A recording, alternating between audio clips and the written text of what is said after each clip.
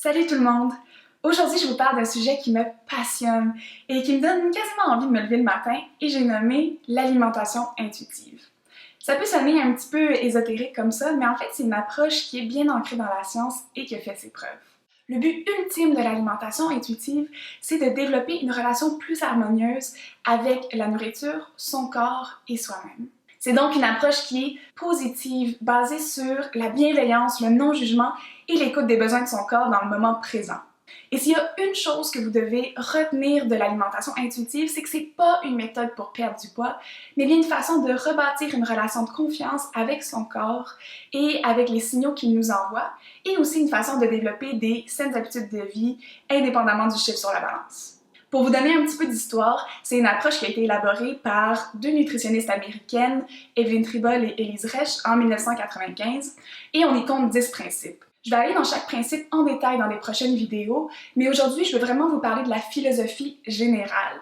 Et pourquoi je fais ça? Parce que l'alimentation intuitive, ça se limite pas à 10 règles qu'on doit suivre de façon rigide. Je sais que pour celles et ceux qui ont fait des régimes, qui ont fait attention toute leur vie, c'est un peu difficile de se détacher de cette mentalité-là, de choses qui sont permises et interdites, de choses qu'on peut faire, qu'on peut pas faire. Mais il n'est pas de question de règles ici. Parce que, en fait, là, les principes de l'alimentation intuitive, ils viennent simplement nous guider dans le réapprentissage d'une alimentation qui répond à nos besoins sans venir sans cesse les questionner ou les invalider. Et pourquoi est-ce que je parle de réapprentissage? Eh bien, parce qu'on a tous un mangeur intuitif en nous. Avez-vous déjà remarqué un bébé manger? Il est à l'écoute de ses signaux de faim, il mange quand il en a envie et il arrête quand il en a eu assez. Et il ne viendrait jamais à l'idée de le forcer à téter plus au sein ou à ce qu'il finisse son biberon. On lui fait confiance.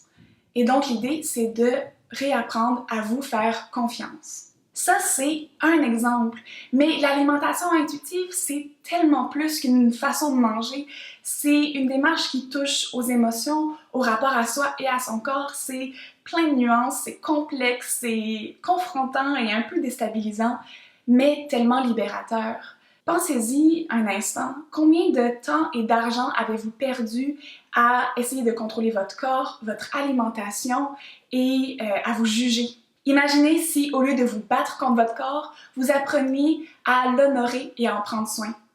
On est souvent très peu motivé à prendre soin de son corps quand on le déteste. Et c'est quoi le rôle d'une nutritionniste là-dedans? Eh bien, c'est de vous guider dans la démarche, de vous poser les bonnes questions, et ce n'est jamais de vous dire quoi faire ou quoi manger. Vous êtes l'expert de votre propre corps. Je vous le cacherai pas, pour avoir entrepris cette grande aventure avec plusieurs de mes clients, c'est une approche qui demande du travail, c'est une approche qui demande de l'introspection, du lâcher-prise, mais ça en vaut tellement la peine. Je remarque beaucoup que les gens vont être plus épanouis, mener des vies plus satisfaisantes parce que, contrairement au régime, on règle des choses qui vont rester longtemps. Et le plus beau dans tout ça, c'est qu'il n'y a pas d'échec avec l'alimentation intuitive parce que c'est une démarche où on ne recherche pas la perfection.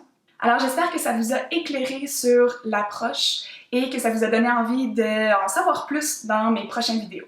Sur ce, je vous dis à la prochaine. Prenez soin de vous.